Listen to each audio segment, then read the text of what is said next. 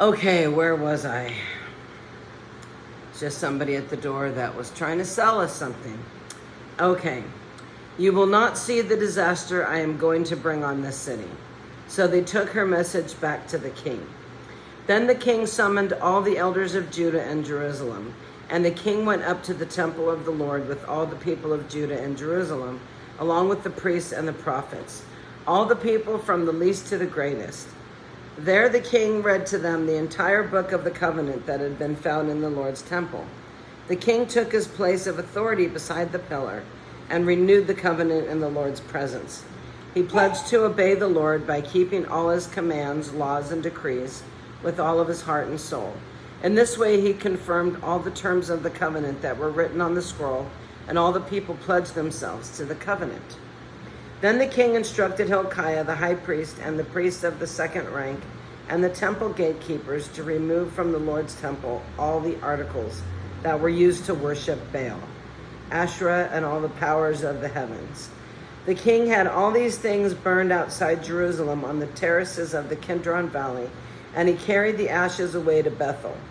He did away with the adulterous priests who had been the idolous priests who had been appointed by the previous kings of Judah, for they had offered sacrifices at the pagan shrines throughout Judah and even in the vicinity of Jerusalem. They had also offered sacrifices to Baal and to the sun, the moon, the constellations, and to all of the powers of the heavens. The king removed the Asherah poles from the Lord's temple and took it outside Jerusalem to the Kidron Valley, where he burned it.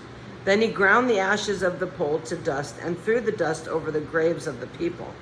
He also tore down the living quarters of the male and female shrine prostitutes that were inside the temple of the Lord, while the women wove coverings for the Asherah pole.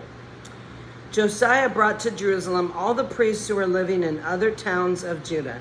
He also defiled the pagan shrines where they had offered sacrifices all the way from Geba to Beersheba. He destroyed the shrines at the entrance to the gate of Joshua, the governor of Jerusalem. This gate was located to the left of the city gate as one enters the city.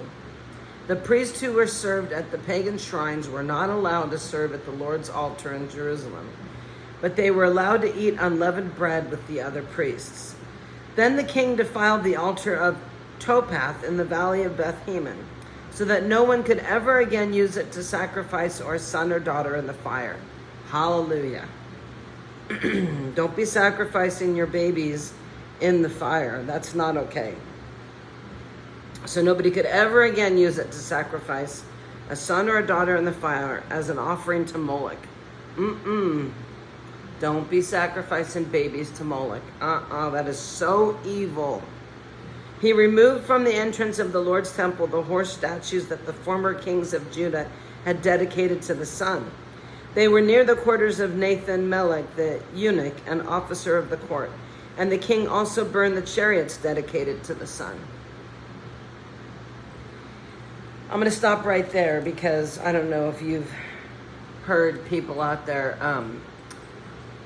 when people say, oh yeah, you just pray to the universe, or you just ask the universe for this, and, I got the job that I had been wanting, or, you just put it out there in the universe, and I hate that, okay? That's what the world says. The universe doesn't get you anything. It's the Lord. He is the maker of heaven and earth. The one who created the universe is the one that's in control of the universe. So when somebody says, oh yeah, just put it out there. Oh, you just put it out there at the universe, Michelle, that you wanted a house and God gave you a house. And you put it out there in the universe that you wanted your own private studio with your job and you got that. No, I asked God, okay? I prayed and God gave this to me. And God gave me my private studio at my job, not the universe.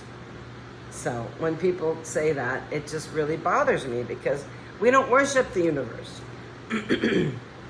So back to verse 12. Josiah tore down the altars that the kings of Judah had built on the palace roof above the upper room of Ahaz.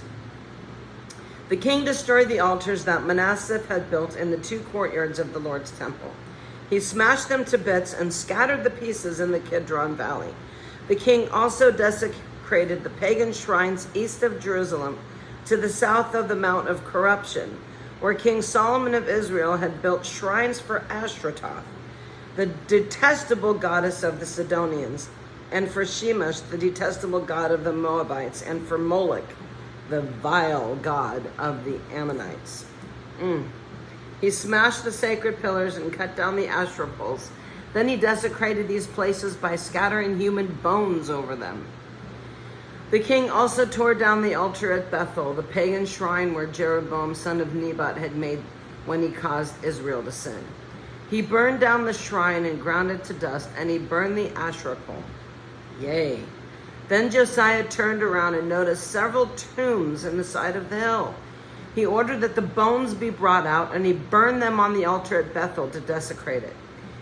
This happened just as the Lord had promised through the man of God, where Jeroboam stood beside the altar at the festival. Then Josiah turned and looked up to the tomb of the man of God, who was predicted these things. "What is that monument over there?" Josiah asked. And the people of the town told him, "It is the tomb of the man of God who came from Judah and predicted the very things that you have just done to the altar at Bethel." Josiah replied, "Leave it alone. Don't disturb his bones." So they did not burn his bones or those of the old prophet from Samaria. Then Josiah demolished all the buildings at the pagan shrines in the towns of Samaria, just as he had done at Bethel. They had been built by the various kings of Israel, and he had made the Lord very angry.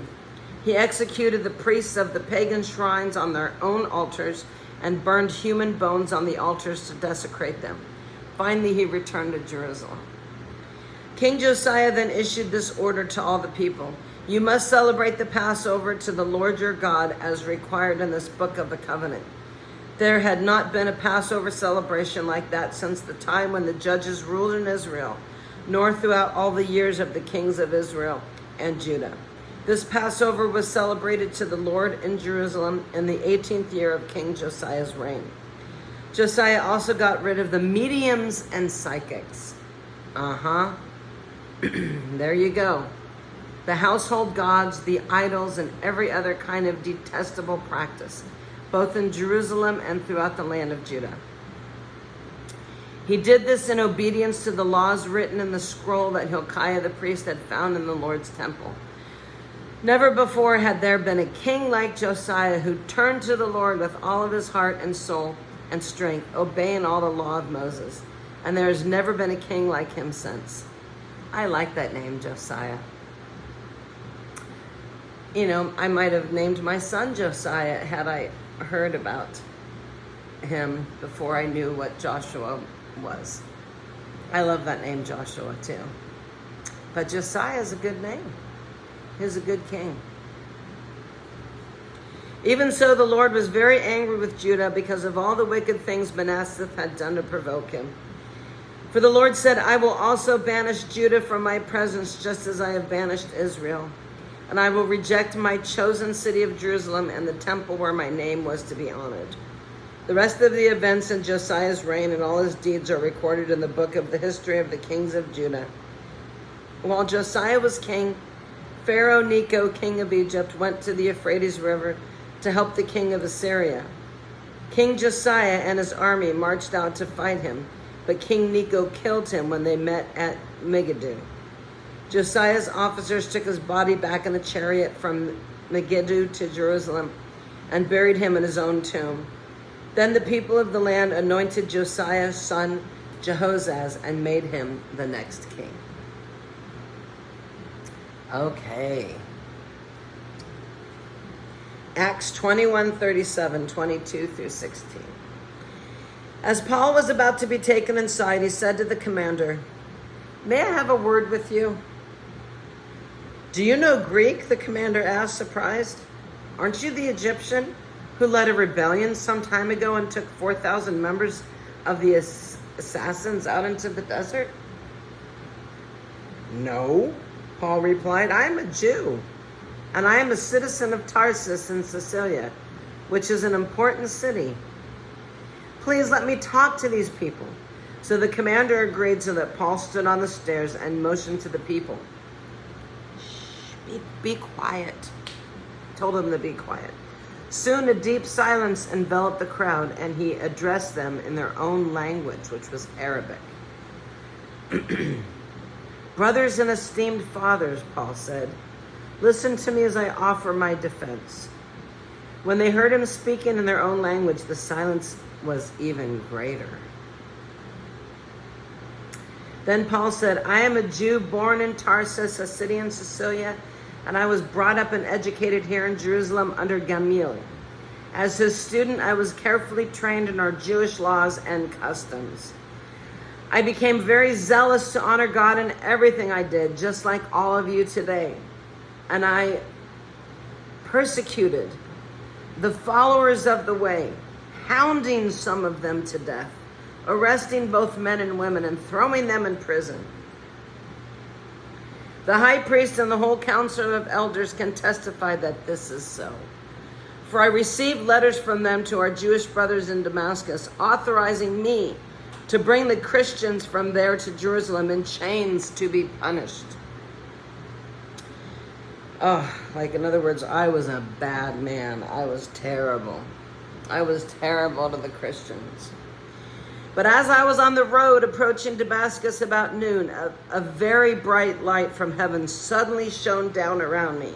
And I fell to the ground and heard a voice saying to me, 'Saul, Saul, why are you persecuting me?' 'Who are you, Lord?' I asked.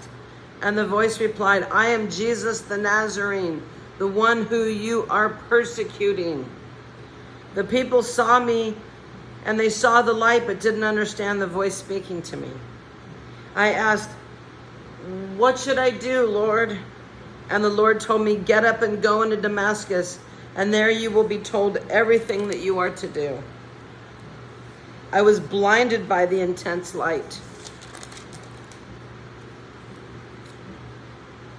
and had to be led by the hand to Damascus by my companions. A man named Ananias lived there. He was a godly man, deeply devoted to the law and well regarded by all the Jews of Damascus. He came and stood beside me and said, 'Brother Saul, regain your sight.' And that very moment I could see him. Then he told me, 'The God of our ancestors has chosen you to know his will and to see the righteous one and hear him speak. For you are to be his witness, telling everyone what you have seen and heard, what you are waiting for.' What are you waiting for? Get up and be baptized. Have your sins washed away by calling on the name of the Lord."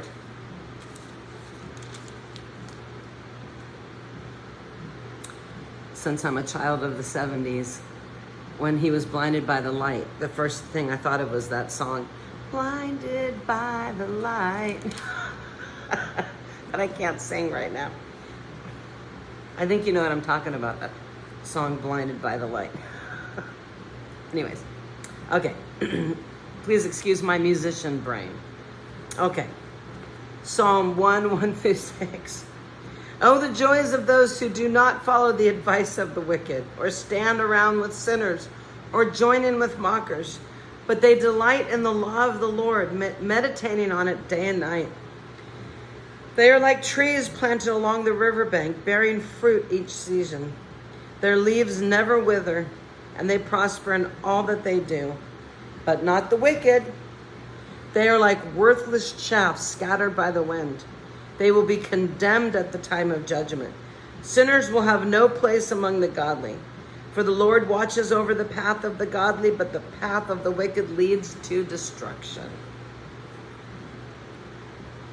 And to end today, we have Proverbs 18:11-12 that says, oh yeah, I know somebody that went from riches to rags. It was a very humbling experience for this guy. He's still a friend of mine. So Proverbs 18:11-12 says, "The rich think of their wealth as a strong defense. They imagine it to be a high wall of safety." It's not. It can be taken away from you like that. Haughtiness goes before destruction, and humility precedes honor. Yes, sir. Okay, well, thank you for being here with me. Sorry that we had to do this in 2 different videos. You know, I used to get really angry when I would be interrupted. And over the years, I just realized it could be an attack of the enemy. It could be Satan just trying to get me. So now I'm just like, nah, whatever. I'll just do a second video. And I've kept my peace. It doesn't bother me anymore. Because I learned that little interruptions like that could be just, you know, the enemy trying to get you. So whenever you're trying to worship or you're trying to serve the Lord and do what the Lord calls you to do, and you have some kind of an interruption or some kind of irritant, just think, oh, the enemy is just trying to get me, so I'm just going to enjoy myself and be at peace and keep my joy. So that's what I do. I just make a second video and I just keep on going. Whether I make a mistake or somebody disturbs me. So that's just the way it is. So that's why we just got to keep on keeping on. So I hope that encouraged you, and just don't give up. Don't let the enemy take your joy. Believe me, I'm not perfect. I lost a lot of joy in the middle of moving. Things came out of my mouth that shouldn't have came out of my mouth. Moving was so stressful, but hopefully next time I'll be better. So if I can have victory in one area, it doesn't mean I have victory in every area. But maybe I can encourage you if you get frustrated when you're interrupted. Well, so have a wonderful day, and tomorrow's the 4th of July, and that's the day of freedom. So I will see you tomorrow. Have a great day.